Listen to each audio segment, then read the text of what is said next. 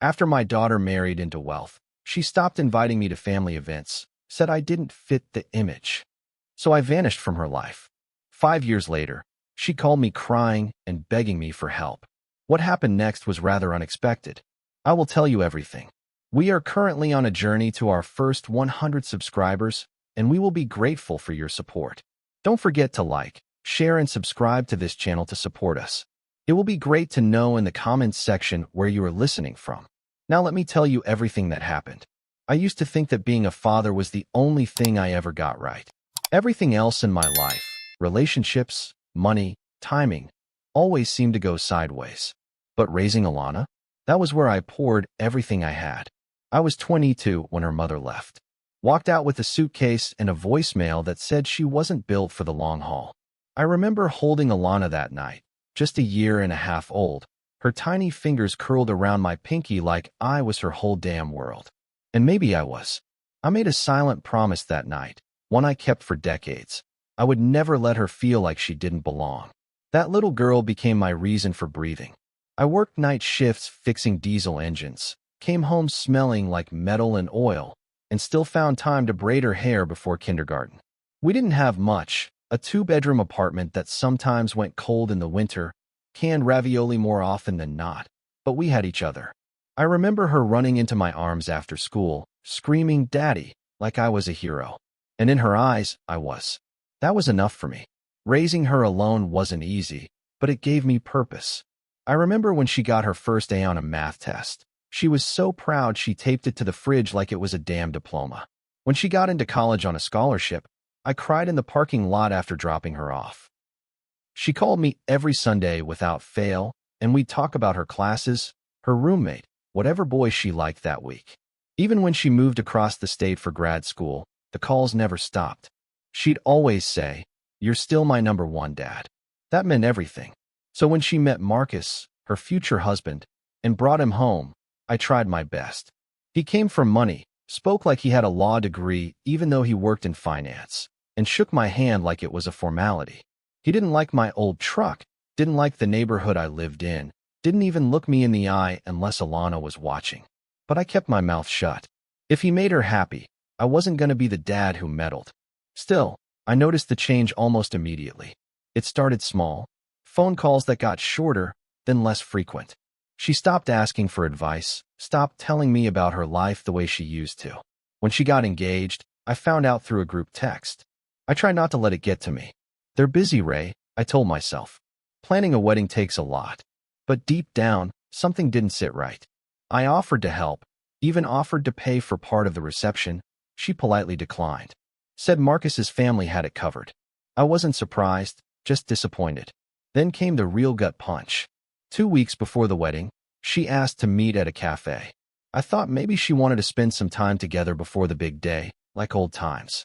Instead, she sat across from me, stirring her tea like it was a chore, and said, "Dad, I think it's better if you don't come to the wedding." I just blinked at her, thinking I'd heard wrong. She wouldn't even look at me. "It's just, Marcus's family has certain expectations, and I don't want to make them uncomfortable," she added. My jaw locked so tight I thought I'd crack a molar. I didn't yell. I didn't cry. I didn't beg her to change her mind. I just stood up, nodded once, and walked out. That moment broke something in me I didn't even know could still be broken. I went home and sat on the couch for 3 hours, holding the suit I'd already had tailored for her big day, the one I thought I'd wear as I walked her down the aisle. I didn't drink that night. I wanted to, believe me, but I knew if I started, I might not stop. Instead, I boxed up her childhood photos and stuck them in the attic. Not because I didn't love her, but because looking at them hurt too much. I didn't go to the wedding. I didn't call. She didn't either. A week later, I saw photos on social media, her in a white dress, glowing with happiness, surrounded by people I didn't know. Not a trace of me in sight. Like I'd never existed. That was the moment I realized something ugly but true. She had outgrown me. Or maybe, to her, I was never someone worth bringing along for the ride once she found a better seat at the table. I wasn't refined, didn't wear loafers or quote NPR. I was just the man who raised her, useful once, now an eyesore. That kind of rejection isn't loud. It doesn't scream or slam doors. It's a quiet exile, and it cuts deeper than anything else. You start to question everything. Did I do something wrong? Was I too rough around the edges? Did I love her too hard? Not enough? But then you sit with those questions long enough and realize it wasn't about who you were. It was about who they decided to become. And she chose them. She chose the country club, the clean-shaven, press shirt version of family, and left me behind like a relic that didn't match the new furniture. I didn't tell anyone what happened. Not my coworkers, not my fishing buddies, not even the woman at the diner who always asked about that beautiful daughter of yours. I just said she was busy, living her life. I got good at swallowing silence. Real good. And as the years crawled by, I stopped hoping for the phone to ring. I stopped checking her social media. I stopped wondering what I'd say if she ever came back. Because she wasn't coming back. Not really. The girl I raised. The one who hugged me so hard I couldn't breathe. Who called me daddy, long after she was old enough not to. She was gone. Replaced by someone who could look me in the eye and tell me I didn't belong in her perfect little picture. I didn't know it then, but I'd already started grieving her. Like you would someone who'd died. Only difference was, she was still breathing. Just not for me. The first year without her was the hardest. Every little thing was a trigger. The smell of cinnamon from the bakery where we used to get donuts on Sunday mornings, the sound of a girl laughing in the hardware store, the commercials for wedding planning that seemed to haunt me every time I turned on the TV. I didn't know what to do with all the habits we used to share. I kept setting a plate for two at dinner, even though I always ate alone. I'd start to dial her number on holidays out of muscle memory, then stop halfway through, hand trembling as I set the phone down. The silence wasn't loud, it was thick, like fog. It pressed against my ribs and made everything feel heavier. I didn't tell anyone about the wedding snub. Some part of me still felt ashamed, like I'd been discarded and didn't even have the dignity to explain why. So I smiled when people asked about her. She's doing great, I'd say, busy with her new life. It wasn't a lie, not exactly. Just not the part that hurt. Work helped for a while. The guys at the auto shop kept me distracted with dirty jokes and grease-stained hands. And I liked the rhythm of fixing something with clear steps. A busted carburetor didn't ghost you. A cracked radiator didn't make you question your worth. I'd work late, drink coffee that tasted like old pennies, and lose myself under the hoods of broken-down cars. But the nights were a different beast. They stretched on, endless and quiet, and that's when the questions came back.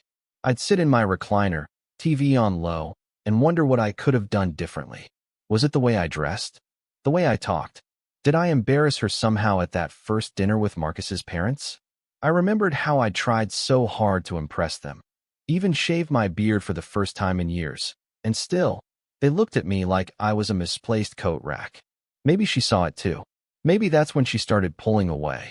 People talk about grief like it's a sharp pain, something that hits you all at once. But this wasn't that. This was a slow erosion, like water wearing down stone. I started to forget little things about her. The exact shape of her handwriting, the way her nose scrunched when she laughed, the lopsided grin she used to flash when she was proud of herself. I hated that. Hated that the daughter I had memorized was fading in pieces, like a photo left in the sun. I tried to hold on. I'd open that attic box once a month, the one filled with her baby shoes and report cards and crayon drawings. I'd sit on the floor and just remember. Sometimes I cried. Most times I just sat there, numb. I wasn't looking for pity. I didn't need anyone to tell me I was a good dad. I just wanted to feel like I hadn't imagined the love we used to have. The second year, I started turning down invites. My buddy Pete always hosted a 4th of July barbecue, and I used to bring Alana every year. But now, showing up alone felt like a performance I couldn't stomach. "You gonna bring that pretty daughter of yours?" someone would ask, and I'd have to fake a smile while swallowing the truth. So I stopped going. Same with Christmas dinners, neighborhood potlucks, even fishing trips. People noticed, sure, but no one pushed too hard. They just chalked it up to me getting older, or ornery, or both. And maybe they were right. I did get meaner. Not in the way that lashes out, but in the way that closes up. I stopped sharing pieces of myself. I let the world get smaller. I figured, if she didn't want me, why the hell would anyone else? One morning, sometime in year 3, I checked the mail and saw a cream-colored envelope with gold script. Her name, in fancy lettering. My stomach flipped. For a second, I thought maybe she'd written me. Maybe it was an olive branch, or at least a breadcrumb back to some kind of relationship. I opened it with shaking hands. It was a Christmas card. Inside was a family photo, Alana, Marcus, and 2 kids I didn't know. A boy and a girl, smiling in matching pajamas in front of a tree that probably cost more than my rent. No note. Just love, the Whitmores in print. Not Dad. Not even Ray. Just a name on a mailing list. I stared at it for a long time, then folded it back into the envelope and shoved it in the trash. I didn't cry. I didn't rage. I just felt empty, like the last little bit of hope I didn't know I still had finally given up. That was the turning point. After that, I stopped looking. I deleted her number. Stopped checking Facebook. Stopped driving past the places we used to go. I gave up trying to understand why. Some people just choose their own path, and sometimes that path leads away from you. I started finding little joys again. I took up woodworking in the garage, made birdhouses, stools, even a bookshelf I didn't need. I rescued a mutt from the shelter and named him Gus. He was ornery and loud and perfect. We'd go on long walks around the lake, and for the first time in a long time, I didn't feel like I was waiting for something. I didn't have anyone to impress or disappoint. I was just living. Every now and then, I'd see a man with his daughter at the grocery store, at the gas station, and it would hit me all over again. The way she used to look at me like I hung the moon. That kind of love doesn't fade easy. Even when it's gone, it echoes. But I'd remind myself that I made peace with it. I wasn't angry anymore, not really. Just tired. Tired of being someone's secret shame. Tired of hoping she'd remember who I was before money rewrote her story. I knew, deep down, that if she ever came back, it wouldn't be for me. It'd be because she needed something. And by that point, I wasn't sure I'd have anything left to give. It happened on a Wednesday, one of those still, gray afternoons where the sky looks like it's stuck halfway between rain and regret. I was sitting at the kitchen table, flipping through an old mechanic's catalog, half listening to the radio crackling in the background. Gus, my mutt, was snoring at my feet, twitching in some dog dream, probably chasing squirrels. Life had gotten quieter in those years, smaller but bearable. I'd carved out a version of peace I could live with, not happiness exactly, but stability. And then the phone rang. Unknown number. I don't usually answer those, but something in me, call it instinct, or maybe old wounds flaring up, told me to pick up. I did. And there it was. That voice. Unmistakable, even after 5 years. Dad. It was hoarse. Weak. But it was her. Alana. For a moment, I didn't say a word. I couldn't. My throat locked up, heart thudding like I'd been punched in the chest. I looked out the window, trying to ground myself, to make sure I was still sitting at my table in my quiet house and not flung backward in time. Alana. I finally managed, my voice coming out lower than I expected. What's wrong? I didn't ask why she was calling. Not yet. The panic in her voice overrode everything else. I didn't know who else to call, she said, words spilling over each other. I'm sorry, I know it's been. I know what I did. But please, I need you. I'm sick, Dad. I felt my stomach drop, the way it used to when I'd get a call from the school nurse. But this wasn't a scraped knee or a fever. This was something else. Sick how? I asked, the words falling out cold and quick. I have stage 4 cancer, she said, and I swear to God, the silence after that was louder than the phone itself. Liver. They said it spread. I don't know how much time I have. I didn't breathe for a long stretch. Just stared at the wall, letting that sentence punch its way through all the layers I'd built up over the years. I felt everything at once. Grief, anger, disbelief, and something I couldn't name. She kept talking, voice shaky. I have the kids, Max and Evie, and Marcus is always gone for work. I can't do this alone, Dad. I need help. I need you. Please. It should have been simple. A father hears his child is dying. He rushes to her side. That's what they put in movies, in feel-good commercials where the music swells and people forgive each other instantly. But life's not like that. Not when you've spent 5 years pretending your only child was dead because she treated you like you were. Not when you've cried all your tears already. I didn't say yes right away. I told her I needed time. Told her I'd call back. And when I hung up, I just sat there, staring at the phone like it might ring again and tell me it was all a mistake. The thing is, I'd imagined this call 100 times in the quiet of my mind. Always thought she'd come back with an apology, maybe a divorce, maybe even some sob story about how she realized how wrong she'd been. But I never pictured cancer. I never pictured two kids I'd never met needing a grandfather they didn't know existed. I walked outside, trying to clear my head. The air was crisp, and the sky had gone that deep autumn blue that always made me feel a little nostalgic. Gus trotted beside me, sensing my unease. I stood by the old oak tree in my backyard and looked up at its thinning branches, and I thought about the way Alana used to climb trees like that when she was a kid. Fearless. Wild. Mine. I thought about letting her go again. About telling her no. About staying in the quiet life I'd built, the one where my heart didn't have to twist in knots every time her name came up. I had every reason to say no. She'd abandoned me, chosen comfort and appearances over blood. Let me sit in silence through birthdays and holidays and doctor visits she never even knew I had. But then I thought about those kids. Max and Evie. Two names I'd never heard until today. Two little lives, probably just as confused and scared as she was. And whether she deserved it or not, they didn't. They were innocent, like she had been once. The next morning, I packed a duffel bag, jeans, clean shirts, my razor, a couple of paperbacks, and drove across the state. 5 hours on the road with nothing but static and my thoughts for company.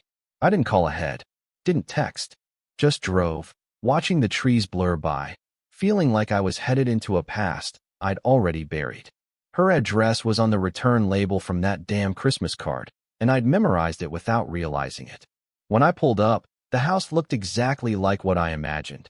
Pristine white siding, stone accents, a big porch with decorative pumpkins lined up like magazine cutouts. I sat in the truck for 10 minutes before I got out. My hands wouldn't stop shaking. She opened the door herself. I barely recognized her. She looked smaller, fragile. Her face was pale, framed by a silk scarf, and there were shadows under her eyes that hadn't been there before. But her voice, when she said, "Hi, Dad," was still hers. I didn't hug her, didn't smile. I just nodded once and said, "Where are the kids?" That was the line I drew. I wasn't there for forgiveness. I was there for them. Inside, the house was spotless, cold, expensive, too quiet. She led me to the living room, where Max and Evie were curled up on the couch, eyes wide. They looked nothing like me, but when Evie tilted her head and whispered, "Are you really our grandpa?" something inside me cracked. I forced a smile. "Yeah, kiddo. I guess I am." And just like that, the room felt a little warmer.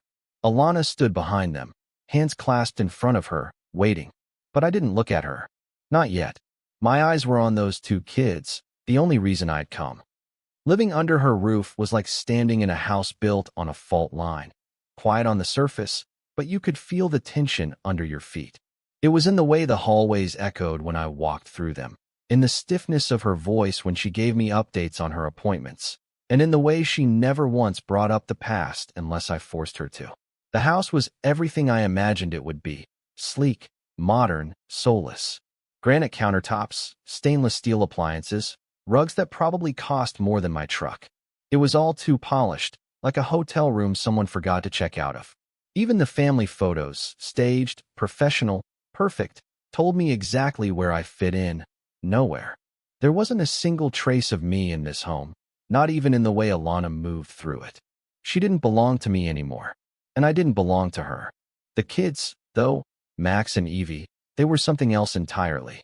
At first, they were cautious, like animals testing a fence. Max was 7, all legs and questions, while Evie was 5, with big eyes and a permanent thumb in her mouth. I wasn't sure how to talk to them at first. What do you say to grandchildren who never knew you existed? But kids have a way of seeing people, really seeing them. And it wasn't long before Max was dragging me outside to show me his bike tricks, and Evie was sneaking into my room at night asking for stories. We started building routines, pancakes in the morning, homework at the table, bedtime stories that stretched a little too long. They were my anchor in a place that made me feel like a ghost. And maybe that's what scared me most, how easily I started loving them. How quickly they felt like mine, even though I'd missed the first chapters of their lives. Alana watched it all happen from a distance, eyes heavy with something I couldn't name. Guilt, maybe. Regret. but she never said it out loud. She kept trying to act like this was some kind of second chance, like we were just a normal family with some distance behind us and a future ahead. I didn't buy it. One night, a few weeks after I arrived, she tried to sit next to me on the porch while I was drinking my coffee. "They love you," she said softly, pulling her shawl tighter around her shoulders. I didn't answer. She tried again. "Thank you for coming, Dad. I didn't expect. I didn't come for you," I said, eyes still on the trees. "I came for them." She flinched. Not enough for most people to notice, but I did. That small wince, like I'd just reminded her of how deep the cut was. She didn't push after that, not right away. But she started doing these little things, asking if I wanted to join family dinners, trying to include me in conversations with the kids, even suggesting we take a family photo for the memories. I shut it down every time. Polite, but firm. I wasn't there to play happy family. She didn't get to erase 5 years of silence with a smile and a camera flash. Still, the worst part was how much she tried to make it seem like everything was fine. Like the years she ignored me never happened. Like I hadn't watched her wedding online through photos I was never meant to see. One evening, she introduced me to a neighbor, some polished woman named Trish with pearls and 2 white teeth, and said, "This is my dad. He's always been such a steady presence in our lives." I damn near choked. Steady presence? My blood boiled. My hands clenched at my sides. I smiled, tight, fake, and when Trish walked away, I turned to Alana and said, "Don't you ever lie like that about me again. You erased me. Don't rewrite the story now just because I'm standing in it again." Her eyes filled with tears, but I didn't care. I wasn't going to be a prop in her redemption arc. She wanted a backdrop, something that made her look whole again in front of her neighbors and her Instagram perfect life. But I wasn't playing that role. I came for the kids, not for her approval, not for her forgiveness. That night, she cornered me in the hallway. The kids were asleep, the house quiet except for the hum of the fridge. "I know I hurt you," she said, her voice trembling. "I was scared, Dad. They made me feel like you weren't enough. And I let them. I'm sorry." I looked at her for a long time. She looked so small in that moment. Sick. Human. And for the first time since I walked through that door, I saw her not as the woman who betrayed me, but as the little girl I used to tuck in at night. But that feeling passed, because no amount of illness could rewrite what she did. "I didn't stop being your father when you married him," I said quietly. "You stopped being my daughter when you decided I was disposable." The words landed like a slap. She didn't reply, just nodded and walked back to her room. I stood in the hallway for a long time, trying to figure out if I meant what I said. And the hard part is, I did. Maybe that made me cold. Maybe that made me cruel. But there's a difference between forgiveness and amnesia. And I wasn't about to pretend like her love hadn't come with conditions. I was done being someone people only reached for when the world got dark. I had learned to survive without her.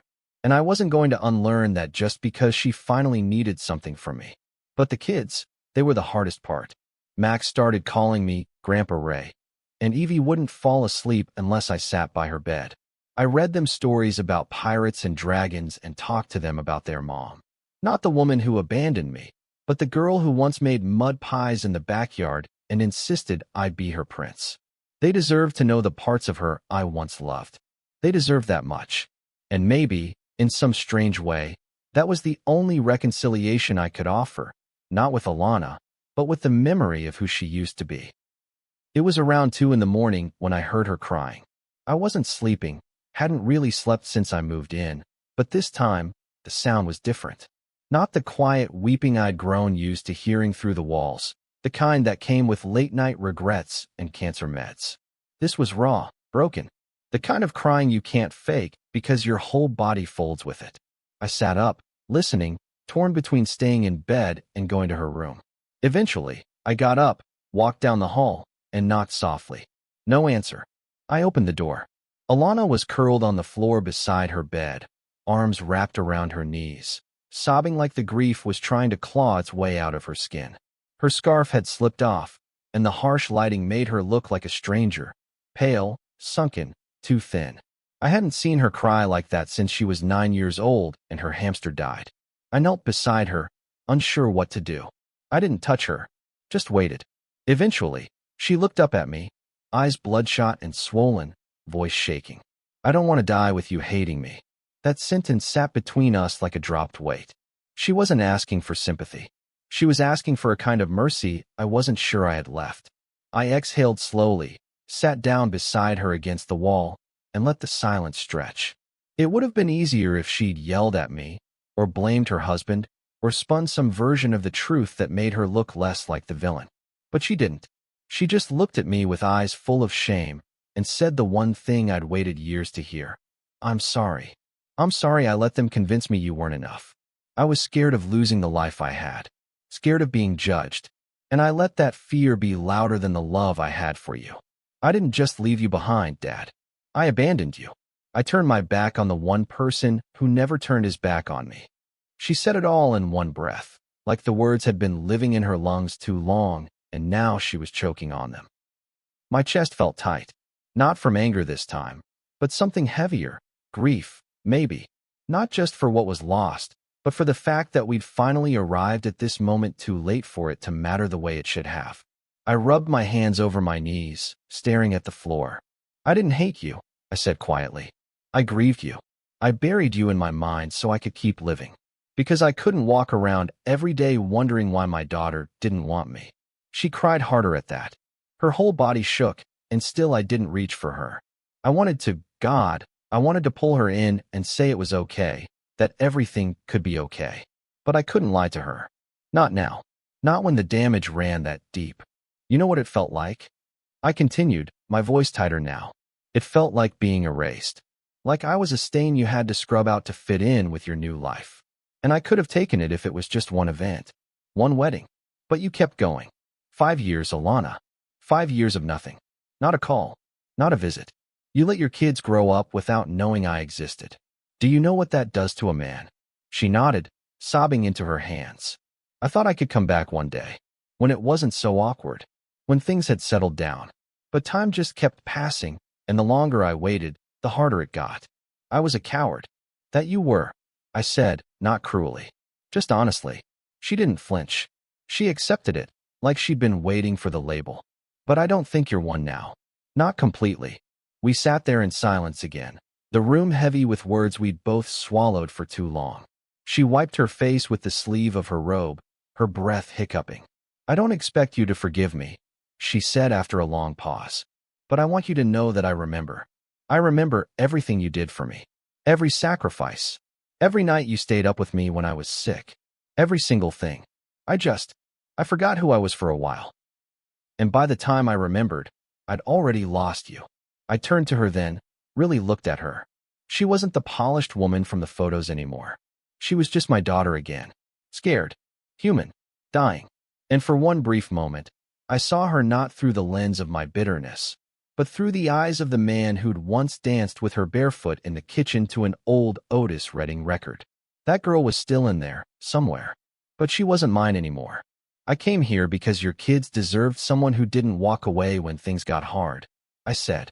And because I'm not the kind of man who lets people suffer alone, no matter how bad they hurt me. But I need you to understand something, Alana. I don't need a daughter anymore. I had one. And she left. Her face crumpled, but she didn't argue, didn't try to fix it. She just nodded, like she understood that some bridges don't burn. They rot from the middle until there's nothing left to cross. And even if you build something new in its place, it's never the same road again. I get it, she whispered.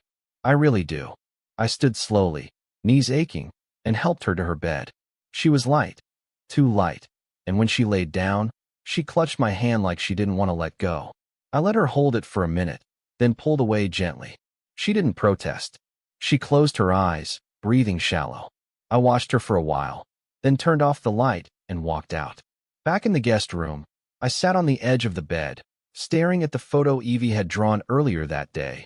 Me, her, and Max in the backyard, holding hands under a crooked sun. No Alana in the picture.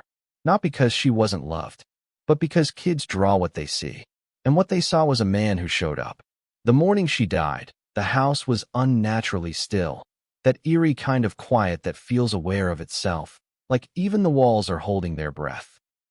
The kids had already left for school with a neighbor, and I was sitting at the kitchen table, staring at my untouched cup of coffee. I'd been up since 4, listening for movement from her room that never came. They ran into my arms like I was the only constant left in their small, shaken world.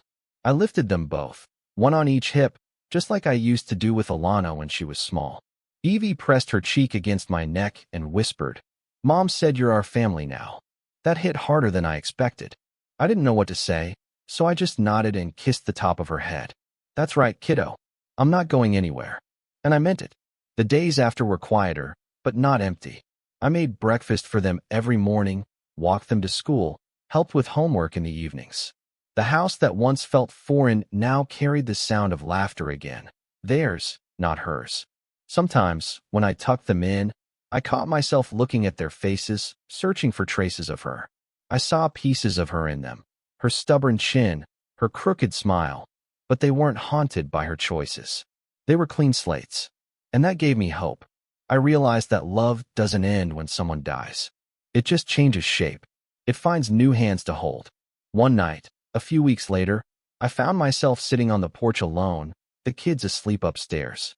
The moon was high, the air sharp with the scent of pine and cool earth. I thought about everything that had led me here. The pride, the hurt, the silence, the final call. I wondered if I'd done the right thing by keeping my distance even at the end. But then I remembered how it felt to lose myself in grief the first time she left, and I knew this version of goodbye was the only one I could live with. I'd built a life that didn't depend on her love anymore, and in the end, that was what saved me. I looked at the stars and thought about all the things I'd never get to say, how proud I'd been of her once, how much she'd taught me about patience, and how even her betrayal had given me something valuable: boundaries. I'd spent half my life thinking love meant endless forgiveness, that being a good father meant showing up no matter how many times you got hurt. But now I understood that love without respect eats you alive. Sometimes, walking away is the only way to stay whole. And sometimes, the people who leave us teach us the most about how to stay. When I finally went inside, Gus followed close behind, his tail thumping against the floor. I turned off the lights, paused at the base of the stairs, and listened to the soft breathing of those 2 sleeping kids, my grandkids. The only sound that still made the house feel like home. I realized that I wasn't living in the shadow of her choices anymore. I was living in the light of my own. And that was enough. As I stood there, I thought about something she said once, back when she was little. "We're a team, right, Dad?" And I smiled, because she'd been right, just not in the way she imagined. We were still a team. Me, Max, and Evie. Not the one I planned for, but the one that stayed. I turned off the hall light, took one last look at their doors, and whispered, "Good night, kiddo." Then I went to bed, finally ready to rest. If this story hit you in the chest, if you've ever had to walk away from someone you love just to protect your peace, tell me what moment spoke to you most. Do you think Ray was right to draw that line, or would you have forgiven Alana sooner? I want to hear your take. Drop a comment below. Your story might help someone else feel less alone. And if this kind of raw, real-life family drama speaks to you, don't forget to like the video, share it with someone who needs to hear it, and subscribe for more powerful stories just like this one. See you soon in the next one.